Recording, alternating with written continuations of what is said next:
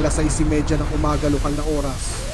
Isang kumpol ng mga Ukrainian Beaver drone ang tumatawid sa gitnang Black Sea. Ang kanilang patutunguhan ay ang Tuapse Oil Terminal ng Russia kasama ang mga deepwater pier at tanker na nakadaong dito. May kokonsiderang routine ang misyon, ngunit magbabago ang lahat sa loob lamang ng ilang segundo. Ang hindi alam ng mga operator ng drone sa Ukraine, dalawang Russian Su-30 fighter ang nagpapatrolya sa himpapawid. Nasa isang combat air patrol ang mga ito, isang paunang itinakdang ruta kung saan nag-aabang ang mga fighter jet. Bigla may nakita ang kanilang radar na isang bagay na hindi dapat nandoon. Mabilis na lumiko ang nangungunang fighter jet. Nasa 120 milya ang layo ng mga drone. Ibig sabihin meron lang silang mga 12 minuto bago maglaho ang mga ito sa surface clutter saan hindi na sila makikita ng radar. Ang dalawang Su-30 ay sumisid pababa sa 20,000 talampakan. Isinagad ang throttle, ngunit hindi ginamit ang afterburner. Kailangan nilang tipirin ang bawat patak ng gasolina para sa susunod na mangyayari. Sa layong 90 milya binuksan ng lead pilot ang kanyang radar mula standby patungong active. Ito ay maihahalin tulad sa pagpalit mula sa flashlight patungo sa isang malaking searchlight. Bigla niyang pinuno ang kalawakan. Sa unahan ng malalakas na radar wave, naghahanap ng anumang senyales na babalik. Walang lumabas sa screen. Pinalawak niya ang kanyang scan pattern mula 70 degrees patungong 120 degrees. Isinakripisyo niya ang bilis ng refresh para sa mas malawak na sakop. Katulad ito ng pagkuha ng panoramic photo kumpara sa regular. Mas marami kang makikita ngunit hindi gaanong detalyado. Ang problema ay physics. Ang bars radar sa ilong ng jet ay nakakakita ng mga target sa pamamagitan ng pagsukat sa kanilang Doppler shift. Ito ay ang pagbabago sa frequency ng radar wave na bumabalik dahil sa paggalaw ng target. Ito ang parehong prinsipyo kung bakit nagbabago ang tunog ng sirena ng ambulansya habang ito ay papalapit at papalayo sa iyo. Ang mabilis na mga jet ay lumilikha ng malaking Doppler shift na para bang sumisigaw sa radar.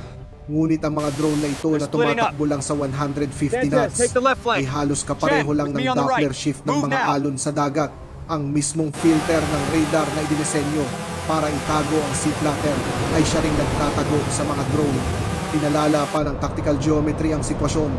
Inilagay ng Russia ang mga fighter sa tinatawag na cap box. Isipin ang isang kahon sa himpapawid kung saan umiikot ang mga fighter na kaposisyon para harangin ang mga banta na papalapit sa baybayin. Ngunit ang box na ito ay idinisenyo para sa ibang uri ng giyera. Inaasahan nito ang mga American bomber na darating. Nang mataas at mabilis, hindi ang mga Ukrainian drone na gumagapang sa ibabaw ng alon. Mula sa 30,000 talampakan kayang makakita ng radar ng mga fighter hanggang 200 milya. Ngunit ang mga mababagal na drone na halos kapantay ng alon ay halos imposible nang makita lampas sa 30 milya. Noong 0634 may kumislap sa infrared search and track system ng lead pilot. Hindi ito radar, kundi init. Isang dosenang maliliit na mainit na tuldok laban sa malamig na dagat para kang nakakita ng baga ng sigarilyo sa dilim. 38 milya ang layo at papalapit. Lumilipad sa katamtamang taas ang mga drone para makatipid ng gasolina. Pero anumang oras bababa ang mga ito sa pinakamababang altitude at tuluyang maglalaho. Itinulak ng lead pilot ang kanyang stick at sumisid ng matarik.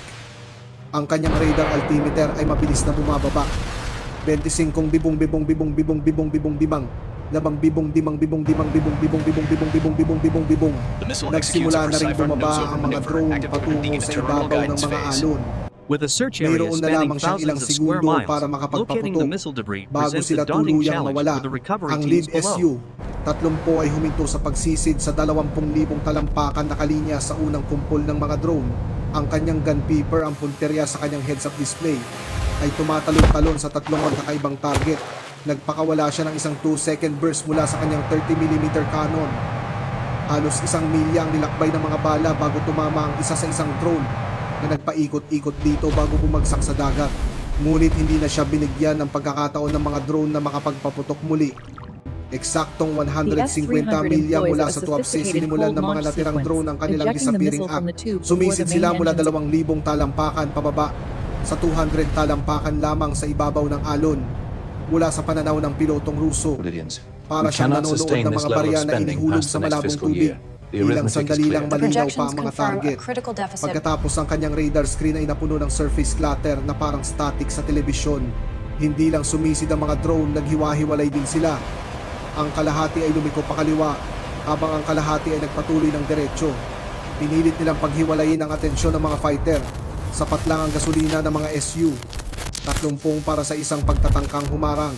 At pinapipili sila ng mga drone. Ito ang dahilan kung bakit halos imposibleng matrack ang mga drone. Bawat beaver ay may radar altimeter na nagpapabounce ng signal Warning, sa tubig ng navigation 40 beses kada compromised. segundo. Signal integrity Pinapanatili failure. nito ang kanilang altitude sa eksaktong 60 metro. Inertial Kapag may navigation tumaas na alon engaging. sa ilalim System nila, stable. aakyat sila. RTH Kapag active. dumaan sila sa libis ng alon, bababa sila. Mula sa pananaw ng radar ng fighter, literal silang sumanib sa ibabaw ng dagat. Nakikita sila ng If we move radar the tulad primary ng transmitter pagkakita here, nito sa we mga mitigate alon, the shadow mabagal effect from malapit the sa western tubig at cluster. lumilikha That ng aligns with the maliliit na projected signal. signal strength. As we Sinasala approach the lang sila ng facility, computer the sheer bilang scale of ingay. the operation becomes Sinubukan ng clear. LAD pilot ang This isa pang site paraan. processes thousands of Lumipat siya sa barrels every velocity day. search mode. Inutusan niya ang kanyang radar na huwag pansinin ng lahat, maliban sa mga bagay na gumagalaw sa pagitan ng 100 at 200 knots. Dapat sana ay naging malinaw ang mga drone laban sa dagat. Sa halip ang kanyang screen ay napuno ng mga maling signal.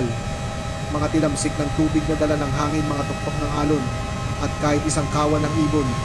Nakatago ang mga drone sa likas na electronic camouflage ng kalikasan. Bumaba pa ang wingman sa 8,000 talampakan para makakuha ng mas magandang anggulo. Ngunit nagdulot ito ng bagong problema. Napakalakas ng konsumo nila ng gasolina sa mababang altitude. Ang kanilang malalaking turbofan engine ay idinisenyo para sa manipis na hangin sa itaas. Bawat minuto sa 8,000 talampakan ay katumbas ng 5 minutong paglipad sa cruising altitude. Nasa himpapawid na sila mula pa 0430. Malupit ngunit simple ang naging kalkulasyon. Habulin ang mga drone sa mababang altitude at maubusan ng gasolina o umakyat pabalik at hayaan silang makatakas. Noong 0637 ang ground control ang gumawa ng desisyon para sa kanila. Umakyat pabalik ang mga fighter, umuugong ang kanilang mga afterburner patungo sa kanilang CAP station. Sa 5 minutong engkwentro, isa lang ang kanilang napabagsak na drone. 23 ang nagpatuloy patungong Tuapse, hindi na makita ng radar, sumusunod sa kanilang pre-program na ruta. Ngunit hindi pa tapos ang mga Ruso. 53 milya papasok sa kalupaan. Mula sa Tuapse, sinusubaybayan ng command post ng S. Dalandaang batteries ang impormasyon mula sa mga fighter. Ang pinakamahalagang asset ng battery, ang 64N6E Big Bird Surveillance Radar, ay umikot patungo sa direksyon ng mga banta. Mula sa paikot na paghahanap, nag-focus ito sa isang sector scan. Isipin ng isang parola na normal na umiikot, biglang itinuon ang lahat ng ilaw nito sa isang direksyon. Ganoon ang ginawa ng Big Bird gamit ang radio waves. Napakalaki ng radar na ito kasi laki ng isang maliit na gusali at naglalabas ng 350 kilowatts ng kuryente. Sapat na ito para paganahin ang 350 na bahay, lahat nakatutok para hanapin ang mga drone. Sa papel kaya nitong makita ang isang fighter jet sa layong 300 kilometro. Ngunit hindi ito mga fighter jet. Ang radar cross-section ng bawat beaver drone ay kasinlaki lang ng isang malaking seagull, halos kalahating metro kwadrado. Sa ganoong kaliit na sukat, ang maximum detection range ng Big Bird ay lumiit sa halos 80 kilometro na lang sa ilalim ng perpektong kondisyon. Ngunit hindi ito perpektong kondisyon. Noong 0640, dismayadong operator habang pinapanood ang kanyang screen. Pabago-bago ang bilang ng mga kontak sa bawat sweep ng radar. 12 drone, tapos 7, tapos 7, tapos 4. Ang automatic tracking system na idinisenyo para sa mga supersonic fighter at cruise missile ay hindi makapag-lock sa mga mababagal at maliliit na target na ito. Para kang sumusubaybay sa mga dahon na tinatangay ng hangin sa isang lawa. Lilitaw, maglalaho, magsasama-sama at maghihiwalay. Ito ang pisikal na paliwanag, bagamat diretso ang radar beam ng S. Tarindaang hindi ito talaga diretso dahil kurbado ang mundo. Sa taas na 25 metro ng antena ng Big Bird, ang abot tanaw para sa isang target na lumilipad sa 60 metro ay 22 kilometro lang ang layo. Malinaw lang na makikita ng engagement radar ang mga drone sa loob ng 3 minuto bago sila tuluyang bumaba sa abot tanaw. 3 minuto para mag-track, mag-identify at wasakin ang mahigit 20 target. Nahaharap ngayon sa isang imposibleng desisyon ang battery commander. Bawat 48 N6E2 missile ay nagkakahalaga The ng 2 massive milyong infrastructure dolyar. built for Bawat speed drone now ay nagkakahalaga marahil ng 50,000 dolyar. Kung papuputukan niya ang bawat posibleng kontak, mauubos ang kanyang mga missile sa paghabol sa mga ito. Pero kung hihintayin niya ang perpektong targeting data, makakarating ang mga drone sa Tuapse bago pa siya makapag-engage. Ito ang matematika ng modernong digmaan. Minsan ang mas murang armas ang nananalo The dahil lang sa enduring simpleng impact of this pag-iral nito. industrial Noong complex shapes 06422 not only nang the ang mga landscape, nangungunang drone but ay the nasa very 65 air we kilometro breathe. na pinahintulutan ng The red commander ang zones indicate engagement. sustained disruption. Kailangan niyang However, bumaril our ngayon measured o response hindi na framework is talaga. active in these blue Sunod-sunod na sectors. sumabog ang mga vertical launch tube. 4 na missile sa loob ng 3 segundo. Bawat isa'y umakyat na may kasamang haligi ng apoy. Hindi dumiretso ang mga missile sa mga drone. Sa halip umakyat sila ng matarik sa isang tinatawag na lofted trajectory. Ito ay para makakuha ng altitude. Mula sa itaas mas malinaw na makikita ang mga drone laban sa tubig. Narating ng mga missile ang kanilang pinakamataas na punto at nagsimulang sumisid.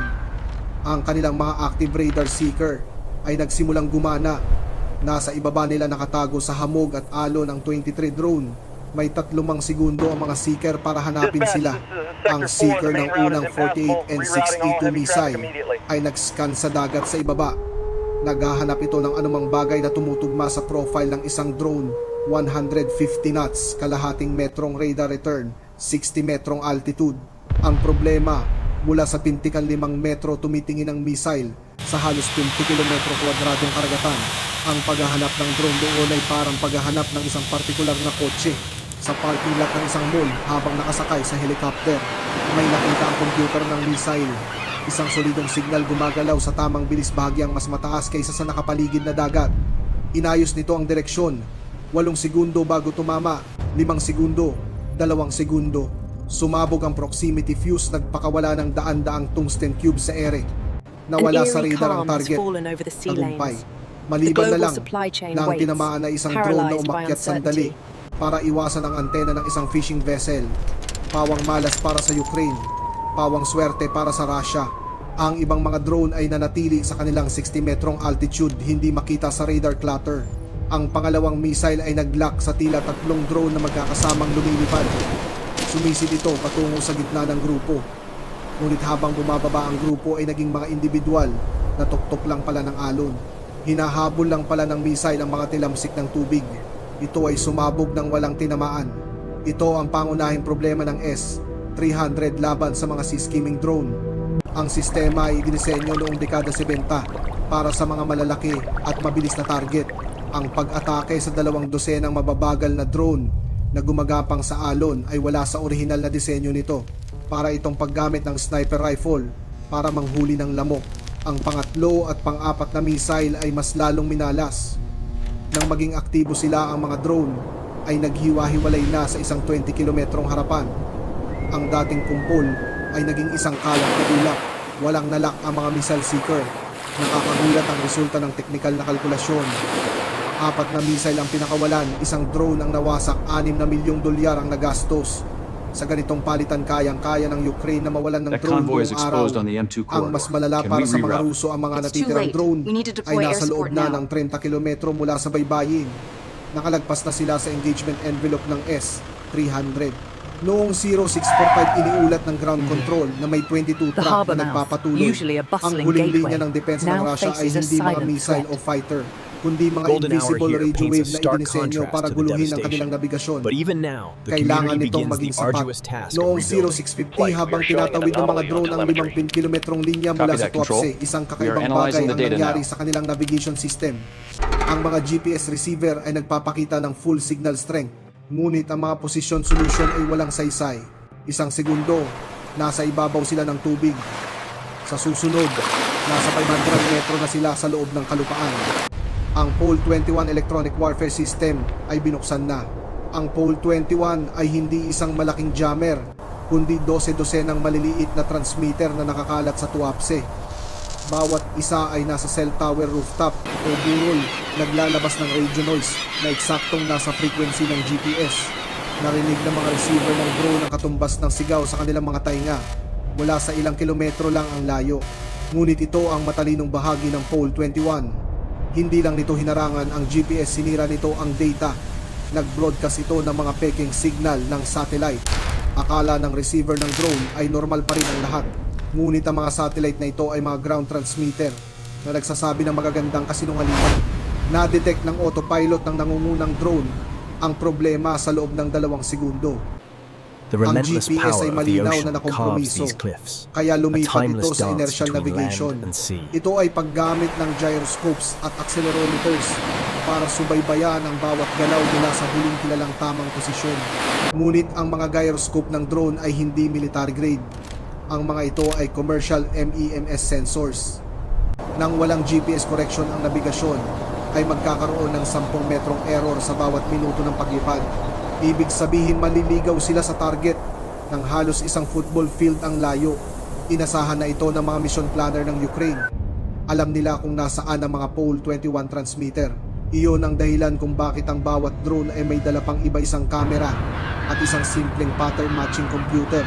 Noong 0651 nakita ng kamera ng nangungunang drone ang pinakakilalang landmark ng Tuapse, ang catalytic tracking tower sa refinery. Ikinumpara ito ng pattern matching algorithm. Sa mga nakaimbak na larawan, nakahanap ng tugma at in-update ang solusyon sa nabigasyon. Maaaring naliligaw ang inertial navigation, ngunit ngayon alam na ng mga drone kung nasaan sila. Sunod-sunod na lumitaw ang iba pang mga visual landmark. Ang pier na Hugis Y, ang mga storage tank, ang kurbada ng coastal highway. Ikinumpara ng computer ng bawat drone ang nakikita nito sa inaasahan nitong makita at itinatama ang mga error sa real time. Noong 0653 sinimulan ng nangungunang Beaver drone ang huling pagsisid nito. Nakalak ang kamera nito sa isang octagonal na istruktura kung saan nagsasama-sama ang 6 na malalaking pipeline. Ito ang main export manifold. Sumabog ang 40 kg na warhead sa pagtama nito. Ang langis na nasa ilalim ng 800 PSI na pressure ay sumirit mula sa mga sirang selyo. Ang sumirit na langis ay naging isang ulap ng sumasabog na singaw. 8 segundo ang lumipas na hanap ng pangalawang drone ang target nito. Isang tanker na nakadaong sa pier.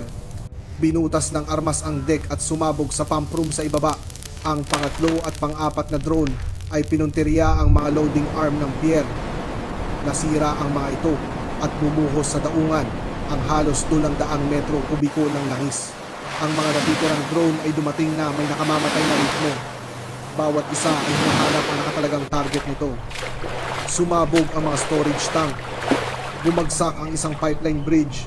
Ang gusali ng administrasyon ay direktang tinamaan sa bubong. Pagsapit ng 0655 ang pasilidad ng Tuapse ay wala na. Umakyat sa kalangitan ng itim na usok. Nakitang-kita mula sa kalawakan ang terminal na humahawak sa 8% ng seaborne crude oil export ng Russia ay epektibong naalis sa logistics chain.